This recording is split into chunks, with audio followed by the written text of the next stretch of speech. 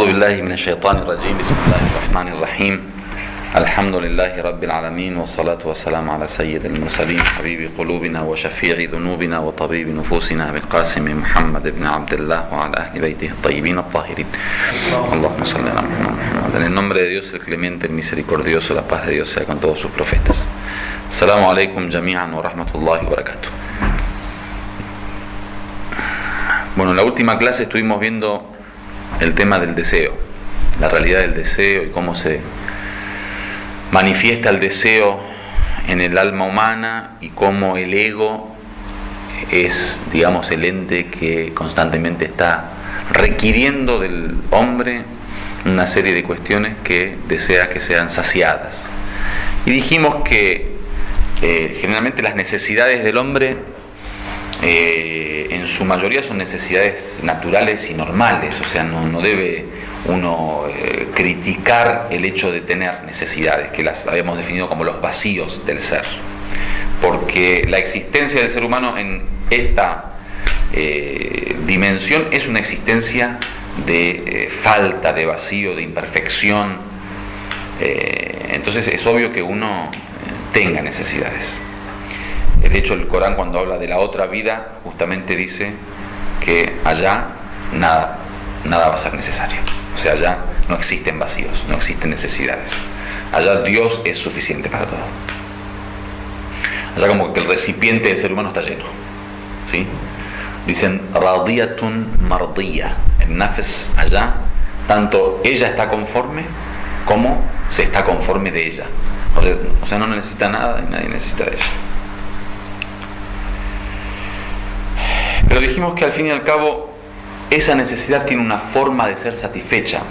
O sea, ese vacío que debe ser llenado se lo llena de diferentes formas. La forma que uno elija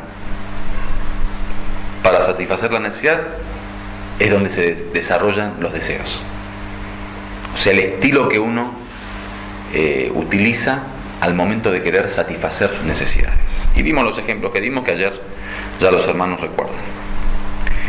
A lo último estuvimos hablando del autocontrol y de la necesidad de la lucha en contra del ego. Dijimos que el ego constantemente va a estar pidiendo, el ego constantemente va a estar ordenando y requiriendo cosas que uno tiene que tratar de controlar. Un ego descontrolado sería como un caballo salvaje que uno no puede tener un rumbo claro, ni un objetivo claro, ni un sentido de vida, y el caballo te maneja como quiere. Entonces dijimos que el que maneja y el que gobierna es el aql, el intelecto. Entonces dijimos que la lucha entre intelecto y nafs es lo que llamamos al-jihad, o jihad en-nafs, la lucha en contra del ego. Sobre eso queremos hablar hoy. ¿Cómo se desarrolla la lucha en contra del ego? Básicamente la lucha se desarrolla entre distintos poderes o distintas potencias. El nafs, como nafs, tiene el poder de la ira, quwwatul ghadab, o el poder de la ira, que es un poder salvaje. Digamos, así como los animales salvajes tienen esa potencia de ira. Imagínense un tigre feroz, un león feroz, un animal feroz, ¿sí? Es puro salvajismo, ¿no? Es pura ira, puro enojo. El hombre tiene ese poder.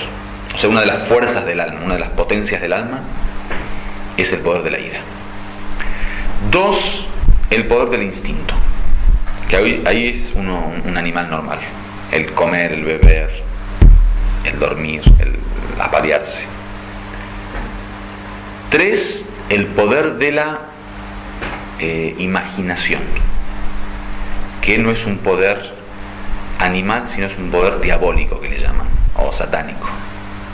¿Vieron en las películas cuando aparece el hombre con el ángel y el diablo? El ángel hablándole bien y aconsejándole, y el diablo, eso es una realidad. El diablo es ese poder de maquinación o de esos trances que hace, esas artimañas, ¿sí? Ese poder que tiene el ser humano de cálculo pero en contra del otro, esa maquinación de de todo lo que vemos hoy en día, de las destrucciones, de las matanzas, de estos personajes que arman historias y terminan destruyendo el mundo, hay un poder de maquinación en el hombre que funciona así, porque si no, uno no podría. O sea, a diferencia del animal, por ejemplo, que solo vive una realidad espacial y temporal del instante, ¿sí? Vive ese momento.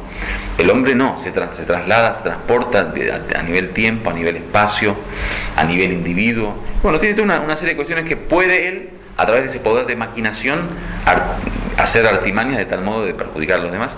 Y eso es una fuerza diabólica o satánica que está en el ser humano, es parte del ser humano.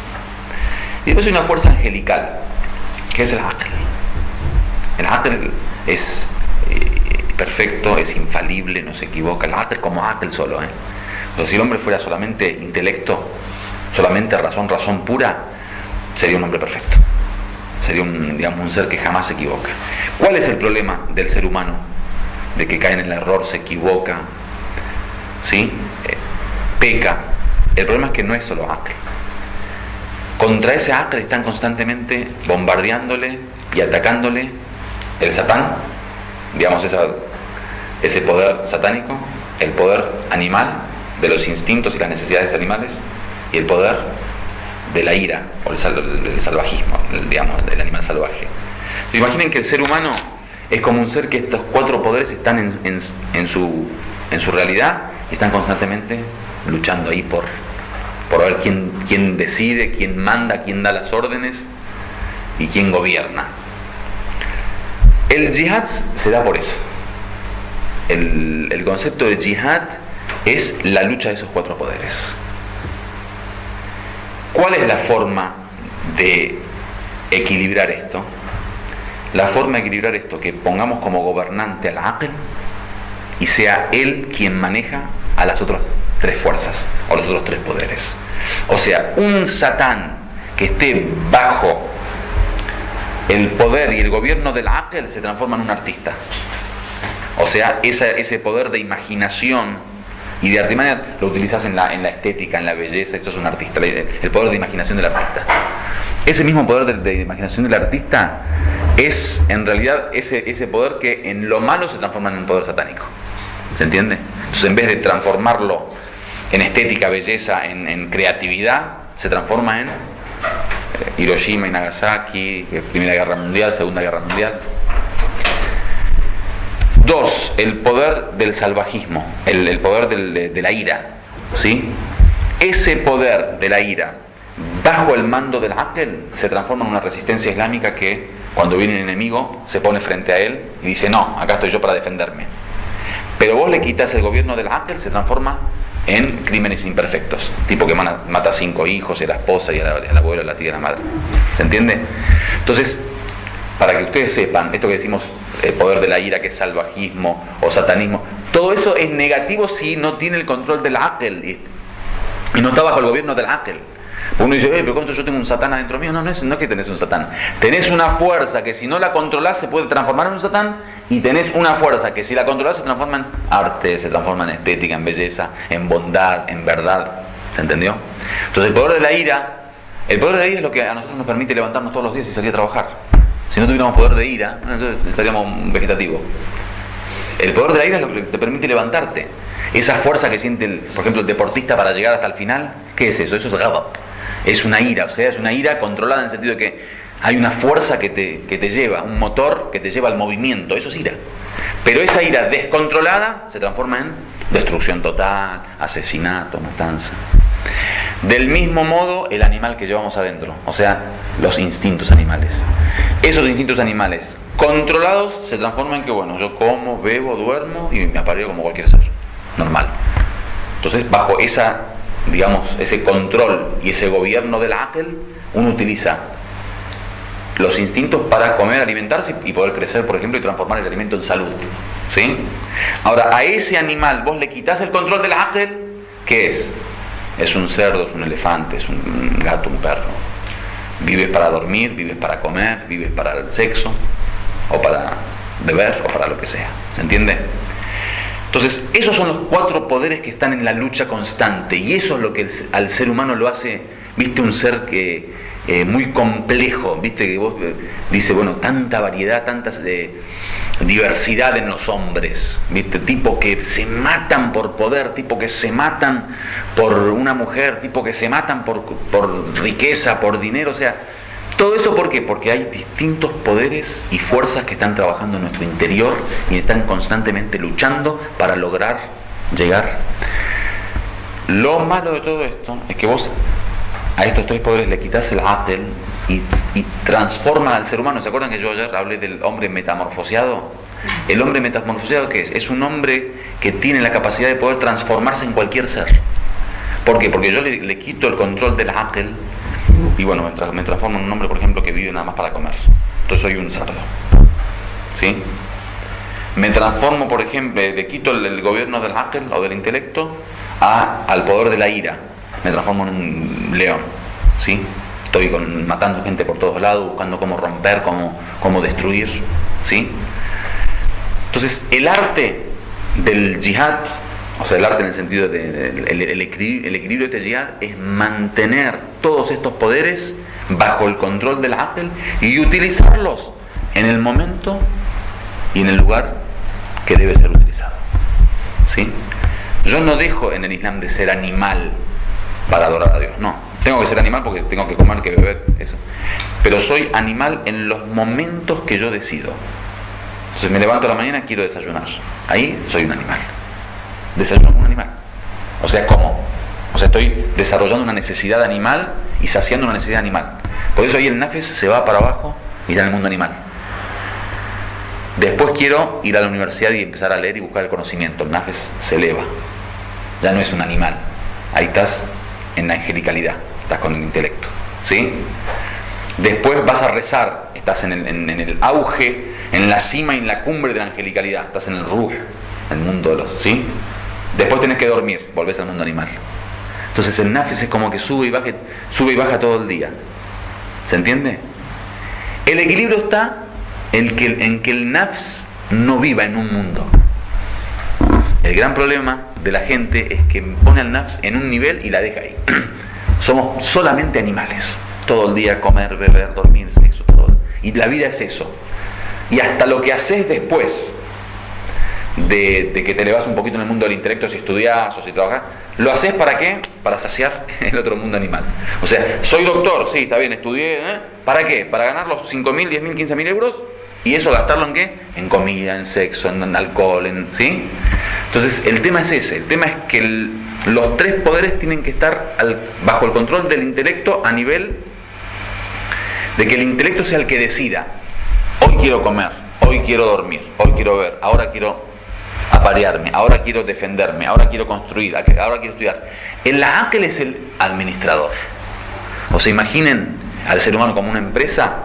El director y el administrador y el que da las órdenes y el que pone el tiempo y el que pone, digamos, arma el organigrama es el aql. Y ese aql dice, bueno, ahora es momento de comer, listo. Pongo 10, 15, 20 minutos, media hora para comer y después el aql dice, listo, acá se acabó. Te vas y decís, bueno, ahora a dormir, ahora a estudiar, ahora a hacer ziara, ahora a rezar. Obviamente, como el ser humano es débil y está en una constante exposición de cosas que atrapan o atraen al nafs, necesitamos de un sistema que nos ordene ese equilibrio del cual venimos hablando. Porque yo cómo sé si ahora tengo que ordenarle al nafs comer o no, si ahora tengo que ordenarle dormir o no, si ahora tengo que ordenarle sexo o no, porque el aql es ignorante, o sea, y como están estos tres monstruos ahí pidiéndole constantemente, ahí viene la importancia del din y la sharia, la religión y la ley. La ley lo que te hace es te ordena. O sea, es la constitución del administrador. En la administración tienen una norma. ¿El administrador qué hace? Aplica la norma. Un administrador no es alguien que dirige por su cuenta. No. Lo único que tiene que hacer es ejecutar la norma de la empresa según las leyes del organigrama y de los estatutos y de la constitución, ¿no es así? La sharia es ese estatuto. Entonces el administrador, el ser humano, agarra esa sharia y dice, bueno, para Dios 5 veces por día rezo, para para mi nafs, por ejemplo, 8 horas diarias, por ejemplo, para dormir, comer, asearme. Para, por ejemplo, la familia y la esposa, bueno, tantas horas. Para, ¿sí? Ahí la Sharia dice, bueno, por ejemplo, 4 meses no te puedes alejar más que 4 meses de tu señora. A tus niños vos sos el responsable de su educación y de su enseñanza. Con tus padres, si son viejos y necesitan de ayuda, vos tenés que mantenerlos. Con tus hermanos, o sea, todo, digamos, el detalle de la forma de administrar estos poderes y la forma de gobernar a esa, digamos, esa batalla y esa lucha de poderes. A eso es lo que llamamos jihad en-nafs. Cuando dicen, bueno, jihad en-nafs, ¿qué es jihad? Uno dice, la lucha contra tu ego. ¿Qué es? ¿Que me pego? O sea, ¿qué es la lucha contra tu ego? Uno no termina de entender. Hace falta tener una comprensión real de lo que es el ego y cómo se desarrolla el ego, para después decir, bueno, lucho contra el ego, es luchar contra ¿qué? Contra eso. Entonces, el ego son esos 4 poderes. Digamos, el ser humano son esos 4 poderes. Digamos, las potencias del alma, en general. El poder del aql, del intelecto y la razón, que es el que gobierna, el administrador. El poder animal o el poder de los instintos, que son comer, beber, dormir, sexo. El poder de la ira, o ese animal salvaje que dijimos, feroz. Y el poder de la imaginación, o el wahn, que le llaman, que es ese poder de artimaña y esa cuestión. Por ejemplo, todo lo que tiene que ver con poder, la búsqueda del poder, no es un instinto del cuerpo. El amor por las mujeres es un instinto del cuerpo. El amor por la bebida es un instinto del cuerpo. El amor por la comida es un instinto del cuerpo. El amor por dormir es un instinto del cuerpo. Pero el amor por el poder no es un instinto del cuerpo. ¿De dónde sale ese amor por el poder? Quiero manejar, quiero dirigir. ¿De dónde sale? Del wahn, de la imaginación. ¿Se entiende? Las enfermedades que tienen que ver con los celos, la envidia, y todas esas cuestiones no son del cuerpo. El cuerpo no tiene que ver. El cuerpo está sano, enfermo, pero el envidioso es envidioso. Entonces hay una parte que está en otra dimensión, que es todo lo que tiene que ver con esa fuerza diabólica. Eso es, en resumen, el concepto de jihad en-nafs, o la lucha en contra del ego. Obviamente, para lograr una lucha en contra del ego, lo primero que hay que hacer es conocer al ego. Entonces, antes del autocontrol que llamamos ayer, o la lucha en contra del ego, hay un paso preliminar, que es el autoconocimiento, ma'rifatun nafs. Y ahí lo que viene en las enseñanzas de Ahlul Bayt Alaihimus Salam, que hacían tanto hincapié en conocerse a sí mismo. Ahora entendemos por qué conocerse a sí mismo. Porque nosotros tenemos que dirigirnos hacia una lucha. Si ustedes ven, por ejemplo, los militares, estaba leyendo hace unos días un libro del ejército israelí. Los tipos, cuando van a desarrollar una táctica o una estrategia militar, antes se reúnen con filósofos y sociólogos. Vienen, digamos, especialistas en humanidades y les dan un mapa, digamos, de lo que es el ser humano, de lo que son las ciudades, los hombres, cómo tratan en las calles, cómo tratan en los pueblos, en la montaña. Todo un estudio sociológico, filosófico, humanista, para que en base a eso después van, bueno, ahora como militares, cómo interactuamos en este campo de batalla, ¿sí? Primero hay que conocer el campo de batalla para aplicar la estrategia. Entonces, el Corán es la estrategia para aplicarla ¿en dónde? En el ser humano, en la realidad, en el universo. Bueno, entonces hay que conocer al ser humano.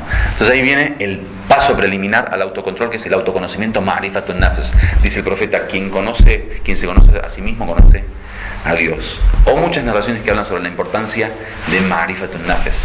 Y esto que estamos hablando es parte de esta ciencia que es ma'rifatun nafs. Entonces el consejo es, para el que desea inshallah ta'ala purificar su alma, comenzar conociendo su nafs. Hay muchos libros de autoconocimiento. Hay uno de, no sé si Dr. Shomali, si lo leyeron. Bueno, lo tenemos nosotros en la fundación. Se llama Autoconocimiento. Es un libro negro con la cabeza de un ser humano ahí. Bueno, es interesante. En un momento se lo traigo yo. Háganme recordar en algún momento cuando estén mirando. Eso con respecto al tema del autoconocimiento. Les iba a decir algo importante. Vamos a hablar. Ahora bien, ¿por qué a veces decimos el conocimiento del alma y a veces decimos autoconocimiento? ¿Qué diferencia hay entre conocer al alma y autoconocerse? El autoconocimiento, que generalmente es lo mismo. Cuando uno habla de conocimiento del alma, es conocerse a sí mismo. Y el autoconocimiento es conocerse a sí mismo.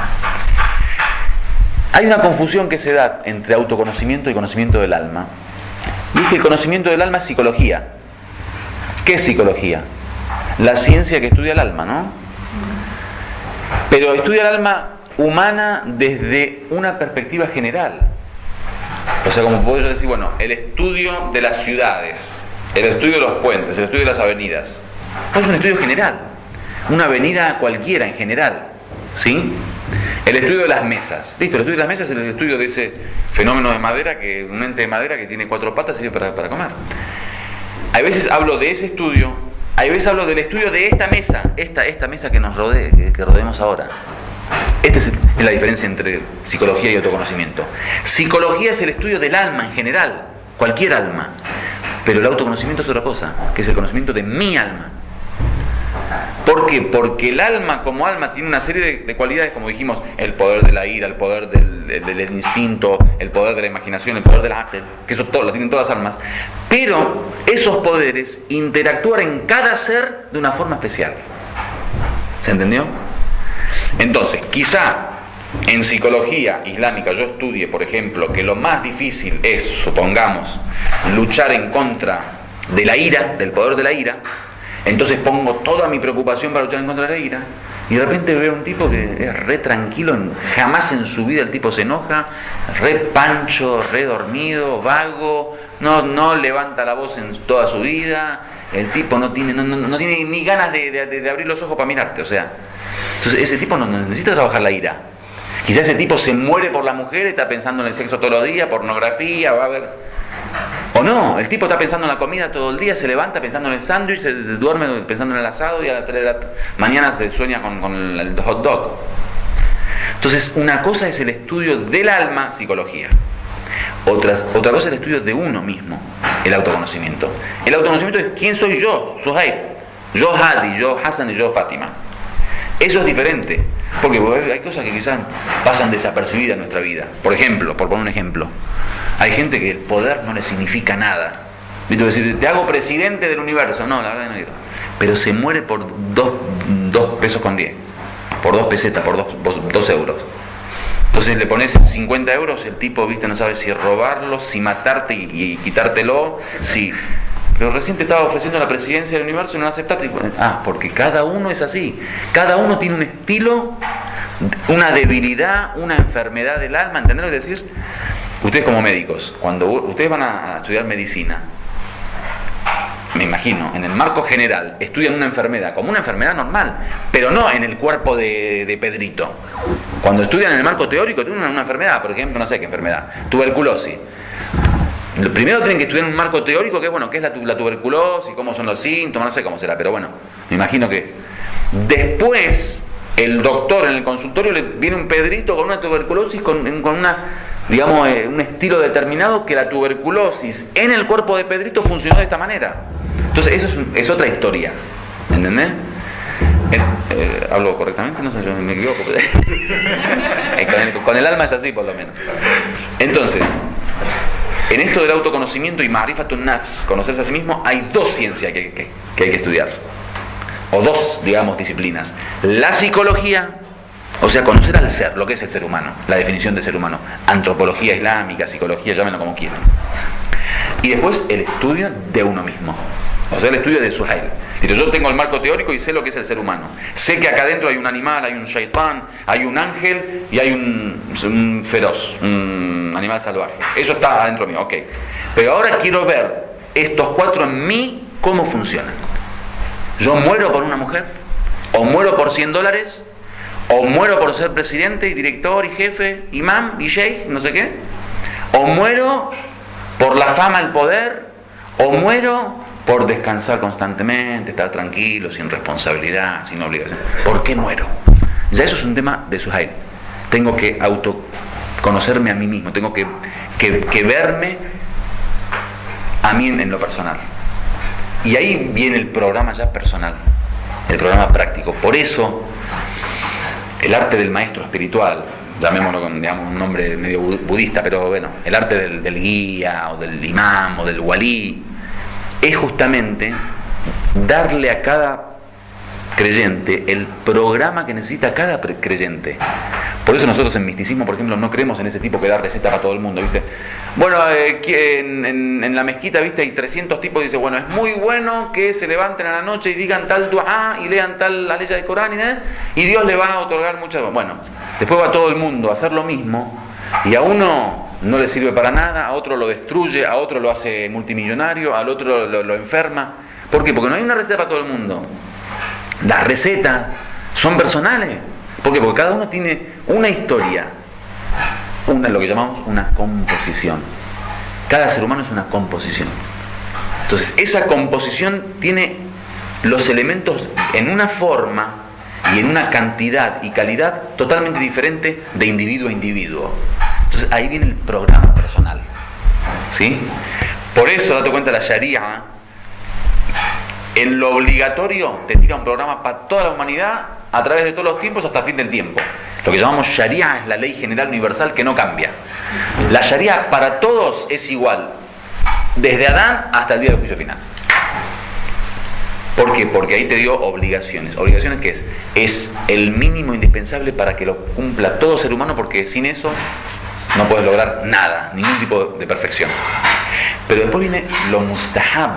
¿Por qué hay algo que es mustahab? Preferible. ¿Y por qué Dios no se lo obligó a todo el mundo? Porque cada ser humano es una historia.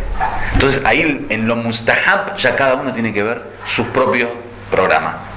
Y ahí viene el rol del maestro.